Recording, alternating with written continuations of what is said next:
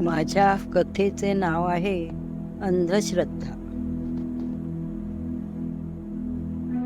दुसऱ्या दिवशी उठल्या उठल्या आई पाठोपाठ तीही उत्सुकतेने बागेत डोकावली. त्या रोपट्याची पाने दीनपणे मान टाकून पडली होती. त्या दृश्याने तिचा चेहरा उजळला आणि आईचा मात्र काळवंडला. नवं रोपटं मरणार की काय, असं शंकायुक्त स्वरात पुटपुटत आईने पुन्हा एकदा माती नीट केली. प्रेमाने त्याला पाणी घातले. फार उन्हे लागू नयेत म्हणून आडोसा केला. आईची कृती पाहून मनातून तिला दया आली, पण ओठ मिटून ती घरात आली. अखेरचा श्वास घेणाऱ्या त्या रोपट्याला आई जिवंत करू पाहत होती, पण सत्य फक्त तिलाच माहीत होते. आणखी 4 दिवसांनी आईची ही आशा संपली. महानंदेला ते समजले तेव्हा ती आईचे सांत्वन करीत म्हणाली, रेवाच्या आई, मी पुन्हा देईन तुम्हाला. ते शब्द ऐकून रेवतीचा जीव धास्तावला.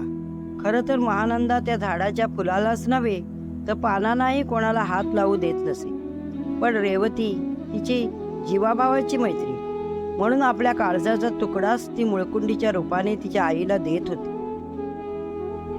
काही वेळाने मुळकुंड्या आणायला गेलेली महानंदा रित्या हाताने परत आली. काय ग?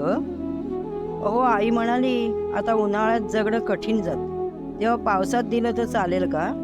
या आत्ता जाणू असं म्हणतेस? मग राहू दे आता, तुझ्या आईचं बरोबर आहे. 2 महिने तर थांबावे लागेल. त्या दोघींचे बोलणे ऐकणाऱ्या रेवतीने सुटकेचा निश्वास टाकला. जाऊ दे, जीवघेणी धास्ती 2 महिने तर पुढे ढकलली गेली, नंतर पाहू. रिमझिम ते थेंब गरगरत खाली आले. तृषार्त धरती तृप्त झाली. पहिल्या पर्जन्याच्या नव्हाळीच्या स्पर्शाने थरारली, शहारली, पुलकित झाली. हवाहवासा वाटणारा मृदगंध दरवळला. पण दरवर्षीप्रमाणे सुखाचे रोमांच रेवतीच्या शरीरावर बहरलेच नाहीत. एका दुष्ट विचाराने तिचे हृदयाकाश आच्छादलेलेच राहिले. शेवटी एकदाची पर्जन्याची धारा शिरावर झेलत महानंदा टपकली, हातात यमदूताला घेऊन. आईने पाहिले. पहिल्या इतक्याच खुशीने आतुरतेने ती मुळी मातीत रोवली. यावेळी ती अधिक सतर्क होती, अधिक काळजी घेत होती, पहारा देत होती. तिला रेवतीचा संशय आला की काय? कारण तिला आईने नजरकैदेत बंदिस्त केले होते, बागेपासून दूर ठेवले होते. इकडे रेवतीचा जीव ती रोपटी उपटायला अधीर झाला होता, पण आईच्या नजरेचे चौकी पहारे ओलांडून तिला बागेत पोचता येत नव्हते. तरीही त्या संध्याकाळी ती बागेत रेंगाळत होती. काय ग, आज बागेत कशी? नाही, उगीचच. आईच्या तीव्र नजरेने हिरमुसली होऊन ती घरात आली. तिचा बागकामाचा कंटाळा सर्वश्रुत होता ना. 2-3 दिवस ती शाळेत जात होती, पण तिचे सारे लक्ष त्या रोपट्यात होते. शाळेतल्या शिकवण्याकडे तिचे लक्ष नव्हते. ती बिरबिरत्या नजरेने फक्त समोर पाहतोच. मनात विचार गर्दी करायचे, ते भीतीचे, धास्तीचे.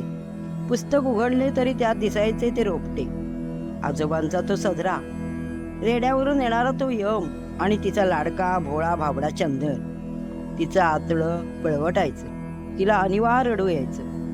तिचं जेवणाखाण्यावरचं लक्ष उडालं. शनिवारी संध्याकाळी ती आईला म्हणाली, आई, सिनेमा चांगला लागला आहे, शेजारच्या काकूबरोबर जा तू, मी करीन संध्याकाळचा स्वयंपाक. आई आश्चर्याने तिच्याकडे पाहत राहील.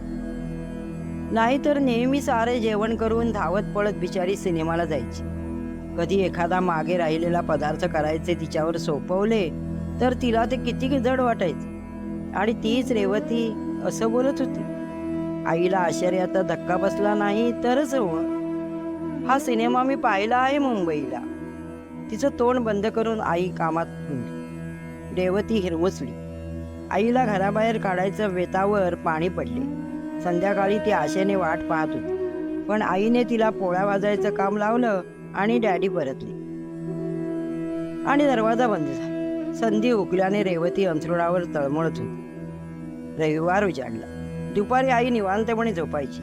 त्या सुवर्ण संधीची रेवती डोळ्यात प्राण आणून वाट पाहत होती. पण घडलं रामायण वेगळंच. बाहेर गलका झाला. कुणीतरी घाबऱ्या रेवतीच्या आईला हाका मारत होते. दोघी धावल्या. चंदर रेलिंगवरून झुकझुक गाडी खेळताना पडला होता, बेशुद्ध झाला. शेजारच्या नाना काकांनी त्याला दोन्ही हातावर उचलून आणून कॉटवर ठेवला. कुणीतरी डॉक्टरकडे पळाले, कोणी पाणी आणले, कोणी कांदा फोडला. आसपासचे लोक जमले. आई तर रडायलाच लागली. चंदरकडे पाहताना रेवतीचे डोळे ताठरले गेले आणि ती तीरासारखी गर्दी चिरून बागेत धावली. ती मुळकुंडी जोर लावून उपटली. रागारागाने त्याचे तुकडे तुकडे गेले आणि रस्त्यावर जाऊन फेकून दिले. तेव्हाच तिचा धडधडता जीव शांत झाला. शांत चित्ताने ती परत चंदरजवळ पोहोचली.